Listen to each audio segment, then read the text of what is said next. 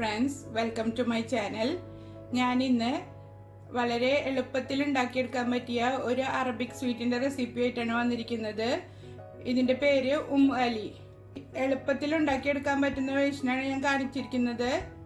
എല്ലാവരും ട്രൈ ചെയ്ത് നോക്കണം. വീഡിയോയിലേക്ക് പോകുന്നതിന് മുമ്പ് എൻ്റെ ചാനൽ ആദ്യമായിട്ടാണ് കാണുന്നതെന്നുണ്ടെങ്കിൽ സബ്സ്ക്രൈബ് ചെയ്യാനും ലൈക്ക് ചെയ്യാനും ഷെയർ ചെയ്യാനും മറക്കരുത്.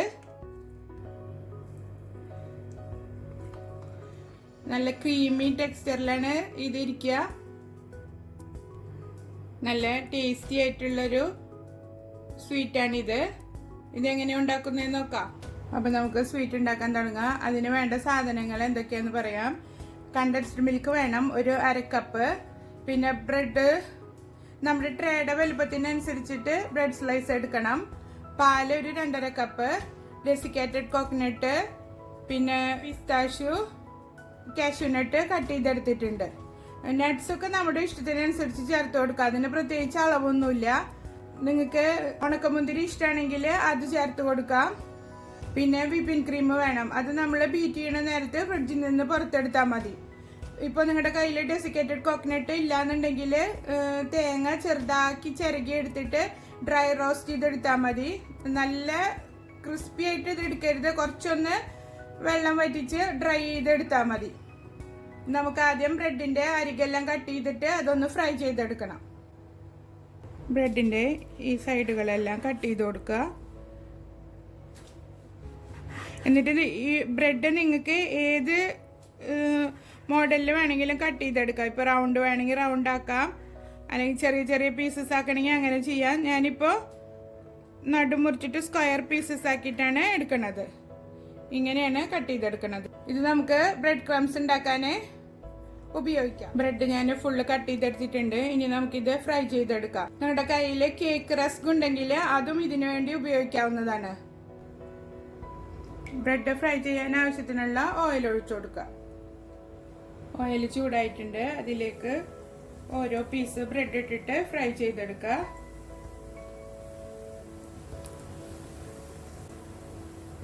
വളരെ ഈസി ആയിട്ട് ഉണ്ടാക്കിയെടുക്കാൻ പറ്റിയ സ്വീറ്റാണ് ഇത്. നമുക്ക് ഇത് ഓവനിൽ വെച്ചിട്ടും ഉണ്ടാക്കും. ഞാനിത് എല്ലാവർക്കും തയ്യാറാക്കാൻ പറ്റിയ രീതിയിലാണ് കാണിക്കുന്നത്. ഓവനില്ലാത്തവർക്കും ഈസി ആയിട്ട് ഉണ്ടാക്കിയെടുക്കാൻ പറ്റും. 2 സൈഡും ഗോൾഡൻ കളർ ആകുമ്പോൾ നമുക്ക് എണ്ണയിൽ നിന്ന് കോരി മാറ്റാം. ഫ്രൈ ആയി വന്നിട്ടുണ്ട്. ഇനി നമുക്കിത് കോരി മാറ്റിയിട്ട് ബാക്കി ബ്രെഡും ഇതുപോലെ തന്നെ ഫ്രൈ ചെയ്തെടുക്കാം. ഇത് ഒരുപാട് നേരം എണ്ണയിൽ ഇട്ട് വെക്കരുത്. മീഡിയം ഫ്ലെയിമിലിട്ടിട്ട് വേണം ഫ്രൈ ചെയ്തെടുക്കാൻ.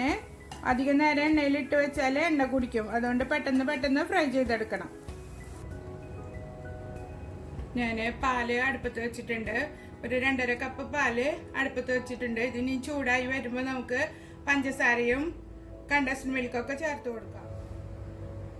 പാല് തിളയ്ക്കുന്ന സമയം കൊണ്ട് നമുക്ക് ട്രേയിൽ ബ്രെഡെല്ലാം നിരത്തി കൊടുക്കാം. പാല് തിളച്ചതിന് ശേഷം നമുക്ക് ഇതിന് മുകളിൽ ഒഴിച്ചു കൊടുക്കാം. ഇതിന് മുകളിൽ കുറച്ച് ഡെസിക്കേറ്റഡ് കോക്കനട്ട് ഇട്ട് കൊടുക്കുക.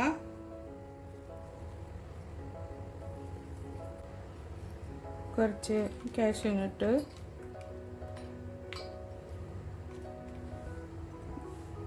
പിസ്താഷ്യൂ. ഇനി പാല് തിളച്ചതിന് ശേഷം അത് ഇതിന് മുകളിൽ ഒഴിച്ചു കൊടുക്കാം. പാല് തിളച്ചു തുടങ്ങിയിട്ടുണ്ട്. അതിലേക്ക് ഒരു 3 ടേബിൾ സ്പൂൺ പഞ്ചസാര ഇട്ട് കൊടുക്കാം.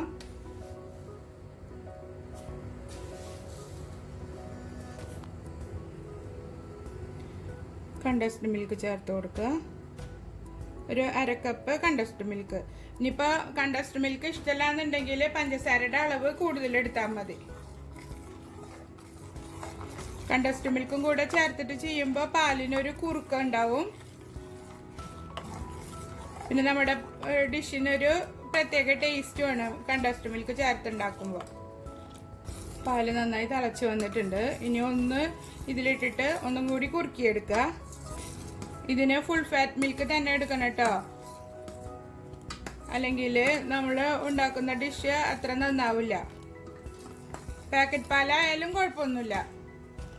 പാല് ഒരുവിധം കുറുകി വന്നിട്ടുണ്ട്. അതിലേക്കൊരു 1/2 ടീസ്പൂണ് ഏലക്ക പൗഡർ ഇട്ട് കൊടുക്കുക. ഒന്നും കൂടെ ഇളക്കി മിക്സ് ചെയ്തിട്ട് തീ ഓഫ് ചെയ്ത് കൊടുക്കുക. പാല് നമുക്ക് ചൂട്ടോടെ തന്നെ ബ്രെഡിൻ്റെ മുകളിൽ ഒഴിച്ചു കൊടുക്കുക.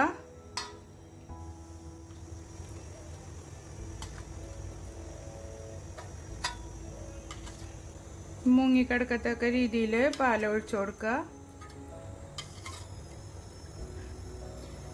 കുറച്ച് പാൽ ഇതിൽ ബാക്കി വെക്കുക. ഇനി നമുക്കിത് കുതിരാനായിട്ട് മാറ്റി വെക്കണം. പിന്നെ പാല് നന്നായി തണുത്ത് കിട്ടുകയും വേണം. അതിനുശേഷം നമുക്ക് വിപ്പിംഗ് ക്രീം ബീറ്റ് ചെയ്തിട്ട് ഇതിന് മുകളിൽ സ്പ്രെഡ് ചെയ്ത് കൊടുക്കാം. മാറ്റി വെച്ചിരിക്കുന്ന പാല് കുറച്ചുകൂടി ഇതിന് മുകളിൽ ഒഴിച്ചു കൊടുക്കാം. ഇതൊരു ക്രീമി ടെക്സ്ചറിലാണ് ഇരിക്കുക പുഡിംഗ് സെർവ് ചെയ്യുന്ന സമയത്ത്. ഞാനെടുത്ത പാലില് അല്പം ബാക്കി വന്നിട്ടുണ്ട്. അതുകൊണ്ട് നിങ്ങൾ എടുക്കുമ്പോൾ 2 കപ്പ് എടുത്താൽ മതി. ചെറിയ ട്രേയിലാണ് സെറ്റ് ചെയ്യുന്നുണ്ടെങ്കിൽ 2 കപ്പ് പാലെടുത്താൽ മതി. ഇനി നമുക്കിത് മാറ്റി വെച്ചിട്ട് വിപ്പിംഗ് ക്രീം ബീറ്റ് ചെയ്തെടുക്കാം. 1 കപ്പ് വിപ്പിംഗ് ക്രീം ഞാനൊരു ബൗളിലേക്ക് ഒഴിച്ചു കൊടുത്തിട്ടുണ്ട്. ഇനി ഇത് ബീറ്റ് ചെയ്തെടുക്കാം. ഇത് മധുരമില്ലാത്ത വിപ്പിംഗ് ക്രീമാണ്. അതുകൊണ്ട് കുറച്ച് ബീറ്റ് ചെയ്തതിന് ശേഷം നമുക്ക് അതിലേക്ക് പഞ്ചസാര ചേർത്ത് കൊടുക്കാം. നിങ്ങൾ എടുക്കുന്ന വിപ്പിംഗ് ക്രീമിൽ മധുരം ഉണ്ടെങ്കിൽ പ്രശ്നമില്ല. പിന്നെ പാല് നമ്മൾ ബ്രെഡിലേക്ക് ഒഴിച്ചു കൊടുക്കുന്നതിന് മുമ്പ് മധുരം നോക്കണം. മധുരം കുറവുണ്ടെന്നുണ്ടെങ്കിൽ ആ സമയത്ത് ചേർത്ത് കൊടുക്കണം. ഇത് ഒരുപാട് സ്വീറ്റ് ആയിട്ടുള്ള ഡിഷല്ല, ഒരു മീഡിയം മധുരം ഇതിനുണ്ടാവുകയുള്ളൂ. ഇനി നമുക്ക് ക്രീം ബീറ്റ് ചെയ്തെടുക്കാം. ആദ്യം സ്ലോ സ്പീഡിൽ ബീറ്റ് ചെയ്തിട്ട് പിന്നെ സ്പീഡ് കൂട്ടി കൊടുത്താൽ മതി.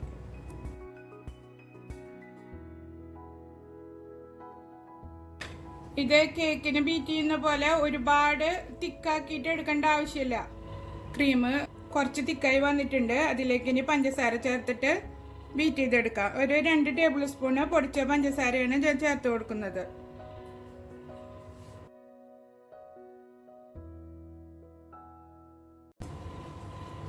ഈ ഒരു തിക്നെസ്സിലാണ് ബീറ്റ് ചെയ്തെടുക്കേണ്ടത്. കേക്കിൻ്റെ പോലെ അത്ര പ്ലഫി ആക്കിയിട്ട് എടുക്കേണ്ട ആവശ്യമില്ല. ഇനി ഇത് നമുക്ക് ബ്രെഡിൻ്റെ മുകളിൽ സ്പ്രെഡ് ചെയ്ത് കൊടുക്കാം.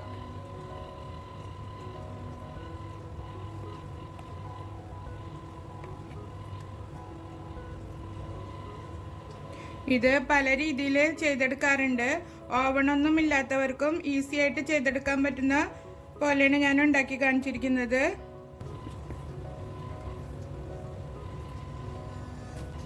ഫുള്ള് ക്രീം ഇതിൻ്റെ മേലെ സ്പ്രെഡ് ചെയ്ത് കൊടുക്കുക. ക്രീം ഫുള്ള് സ്പ്രെഡ് ചെയ്ത് കൊടുത്തിട്ടുണ്ട്. അതിന് മുകളിൽ ഡെസിക്കേറ്റഡ് കോക്കനട്ട് ഇട്ട് കൊടുക്കുക.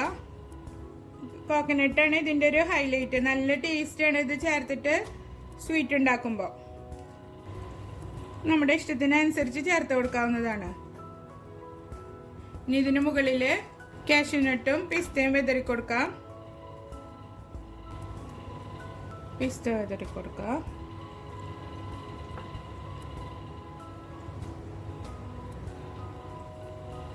അതിന് മുകളിൽ കുറച്ച് ബദാം വിതറി കൊടുക്കുക. എൻ്റെ കയ്യിൽ കുറച്ചേ ഉണ്ടായിരുന്നുള്ളൂ. നിങ്ങളുടെ കയ്യിൽ കൂടുതലുണ്ടെങ്കിൽ കൂടുതൽ ചേർത്ത് കൊടുത്താൽ മതി. അല്പനേരം ചൂടുവെള്ളത്തിൽ ഇട്ട് വെച്ചിട്ട് തൊലി കളഞ്ഞെടുത്താൽ മതി. അതല്ലെങ്കിൽ തലേദിവസം തന്നെ വെള്ളത്തിലിട്ട് വെച്ചിട്ട് തൊലി കളഞ്ഞിട്ട് ചെറിയ പീസാക്കി കട്ട് ചെയ്തെടുത്താൽ മതി. ഇനി ഇത് നമ്മൾ ഫോയിൽ പേപ്പർ കൊണ്ട് കവർ ചെയ്തിട്ട് 2 മുതൽ 3 മണിക്കൂർ വരെ ഫ്രിഡ്ജിൽ വെച്ചിട്ട് സെറ്റ് ചെയ്തെടുക്കണം. തണുത്തതിന് ശേഷം കാണിക്കാം. അങ്ങനെ നമ്മുടെ ഉമ്മുകലി റെഡി ആയിട്ടുണ്ട്. ഞാനിത് 3 മണിക്കൂർ ഫ്രിഡ്ജിൽ വെച്ച് തണുപ്പിച്ചെടുത്തതാണ്. നന്നായി സെറ്റായി കിട്ടിയിട്ടുണ്ട്. ഇത് ഞാൻ എൻ്റെ കയ്യിലുള്ള ചെറി വെച്ചിട്ട് ഡെക്കറേറ്റ് ചെയ്തെടുത്തതാണ്. നിങ്ങൾക്ക് ടൂട്ടി ഫ്രൂട്ടി ഉണ്ടെങ്കിൽ അത് വെച്ചിട്ടും ഡെക്കറേറ്റ് ചെയ്തെടുക്കാവുന്നതാണ്. ഇതൊന്നും ഇല്ലെങ്കിലും നല്ല ഭംഗിയാണ് കാണാൻ, കഴിക്കാനും നല്ല ടേസ്റ്റാണ്. ട്രൈ ചെയ്ത് നോക്കിയിട്ട് ഫീഡ്ബാക്ക് അറിയിക്കണം. അടുത്തൊരു വീഡിയോയുമായി വീണ്ടും കാണാം. ബൈ.